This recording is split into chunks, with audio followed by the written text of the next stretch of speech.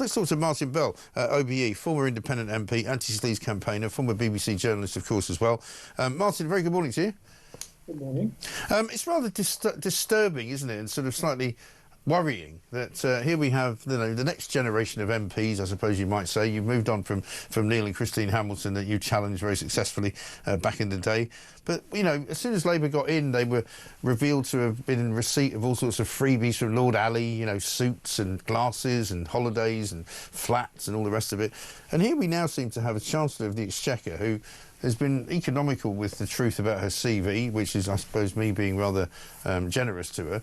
And now it turns out she might have been caught up in some kind of expenses scandal. Have we lost the ability to find people who stand for office who have got any kind of standards at all? Well, now is the moment to decide. It's more than slightly worrying, it's very worrying. Going to go into public life, stand for Parliament, you will be exposed to scrutiny. You're looking for 60,000 or so people to vote for you. So you put your CV in the public domain. And if you haven't served in the army, you don't claim you have. You haven't got medals, you don't say you have. You don't fiddle your, whatever your degree might be. Right. You don't say you've worked for the best part of a decade in the Bank of England when you worked for 5 years and 7 months. I don't think the HBOS thing is such a long time ago, but I think concentrate on the shall we say, improved CV. Yeah. Why do they do it? Why do they keep inflicting these injuries on themselves? That's what I don't understand. Well, that's the thing. I mean, I think, we've all worked in various different places. You were a journalist for a very long time, and, there are some journalists, I'm sure, that you were aware of that may not have been entirely honest with their expenses, but they weren't running for office. And at the end of the day, I don't understand anybody who does such a high-profile job and who seeks high office who would even consider sort of, meddling with their CV and creating a false image, because you're going to get found out, surely.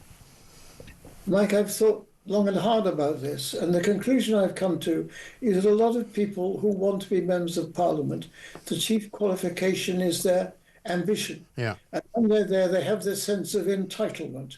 The rules don't apply to them.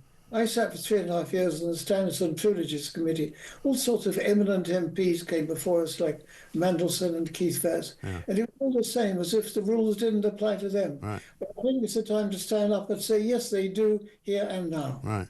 Yeah, they don't like it, do they? They do. They get sort of filled with the, I don't know, the intoxication of power or something like that. I mean, I was just looking, and I understand that a lot of these expenses are for staffing and for costs of an office. But in the last 3 years, before she became a government minister, she claimed, I'm talking about Rachel Reeves, something approaching £750,000 over 3 years. It's an awful lot of money. And you just think to yourself, how much of that now should we be looking at? I think it's time to look again at everything. I found that when I was an MP, obviously because I got elected on the issue of public trust in public life, Yes. I'd be above reproach myself. So you look at your records. When journalists came asking, I said, well, here are my bank statements. Look at them, find out what you like.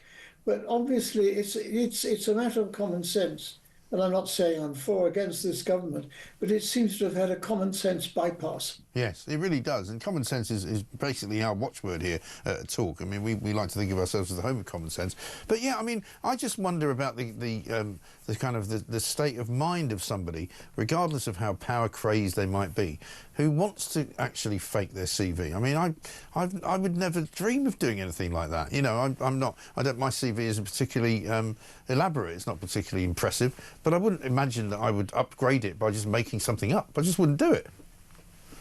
Now, I'm put in mind of the Chief Constable recently who wore a Falklands medal on Sunday. I mean, he was 16 at the time. Right. You're going to be found out.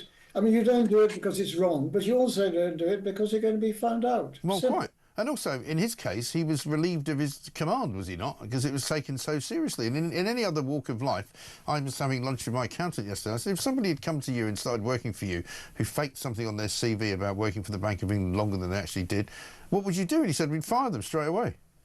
Yes, I'd say goodbye. Yeah. I think this could be a defining moment for Keir Starmer. I mean, he has to deal with this. Can't just say, it's a long time ago and I have faith in her. Right. Because it looks bad and it besmirches all the people around him. Now is the time for some decisive action, I would think. But it also suggests a bit of a character flaw, doesn't it?